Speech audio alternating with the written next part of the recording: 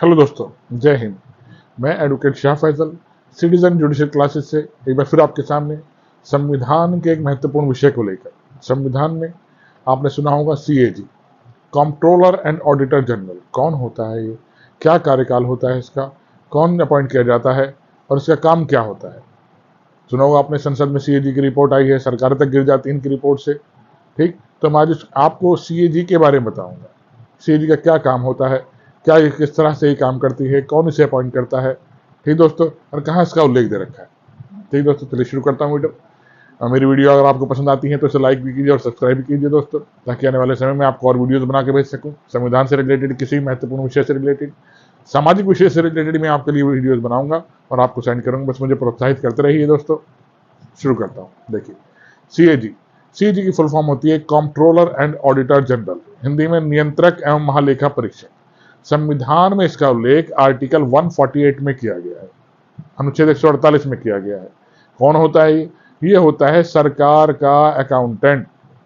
Simple भाषा में, बहुत सरल लैंग्वेज में, खातों की, सरकार के खातों की जांच करने वाला, चाहे वो केंद्र सरकारी खाते हों चाहे वो राज्य सरकारी खाते हों।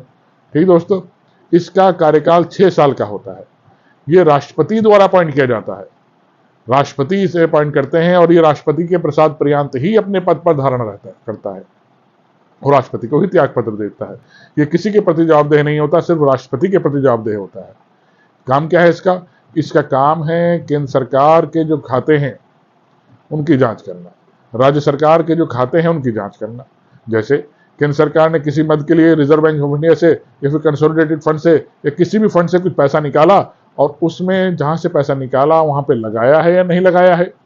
किसी मद में पैसे की आवश्यकता थी, वहां से पैसे निकाला कंसोलिडेटेड फंड से, रिजर्व बैंक ऑफ इंडिया से, वो पैसा उस जहां जरूरत थी उसे वहां लगाया है या नहीं लगाया, कितना घोटाला हुआ है, कितना नहीं हुआ है, उस सब की जांच कौन करता है? सीएजी करता है। ये भारत सरकार का अकाउंटेंट होता है एक तरह से। ठीक दोस्तों, ये भारत सरकार की क्या करता है? खातों की जांच करता है, या किसी राज्य सरकार के भी खातों की जांच करता है। ठीक दोस्तों, चलिए बताता हूं, ये किसके द्वारा अपॉइंट होता है? राष्ट्रपति के द्वारा अपॉइंट होता है। इसका 6 साल का कार्यकाल होता है और 6 साल के कार्यकाल में पूरी जांच करता है किसकी? केंद्र सरकार के खातों की या राज्य सरकार के खातों की। ये अपनी रिपोर्ट किसे सौंपता है? ये अपनी रिपोर्ट डायरेक्ट राष्ट्रपति को ही सौंपता है और राष्ट्रपति इस रिपोर्ट को फिर संसद के समक्ष रखती है। ठीक, राष्ट्रपति के समक्ष सौंपता है अपनी रिपोर्ट और राष्ट्रपति कहां रखते हैं? संसद के समक्ष रखते हैं।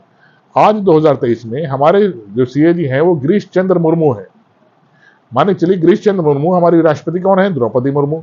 द्रौपदी मुर्मू को ये अपनी सीएजी ने रिपोर्ट सौंपी, भाई 2023 में सरकार ने इतना पैसा निकाला, इतना पैसा वहां लगाया और इसकी रिपोर्ट मैं आपको सौंप रहा हूं। इतना घपला हुआ, इतना घोटाला हुआ या नहीं हुआ, जो भी हुआ उसकी रिपोर्ट में किसको लगाऊंगा? राष्ट्रपति को दूंगा। राष्ट्रपति से कहां रखेंगे? संसद में रखेंगे। इस तरह से केंद्र सरकार के खातों की जांच की जाती है।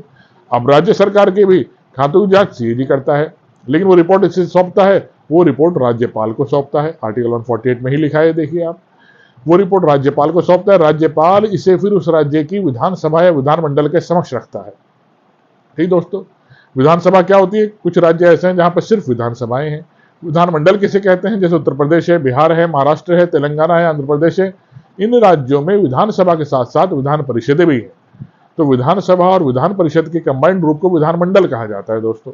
ठीक, तो राज्यपाल उस रिपोर्ट को विधानमंडल या विधानसभा के समक्ष रखता है। सब समझ में आया दोस्तों? तो यानी कि राज्यपाल क्या रिपोर्ट सौंपता है और उसे वहां रखता है। आशा करता हूं आपको मेरी वीडियो समझ में आई होगी, और मुझे वीडियो समझ में आती है इसे लाइक और सब्सक्राइब कीजिए दोस्तों। मिलता हूं अन्य वीडियो में। धन्यवाद दोस्तों, जय हिंद।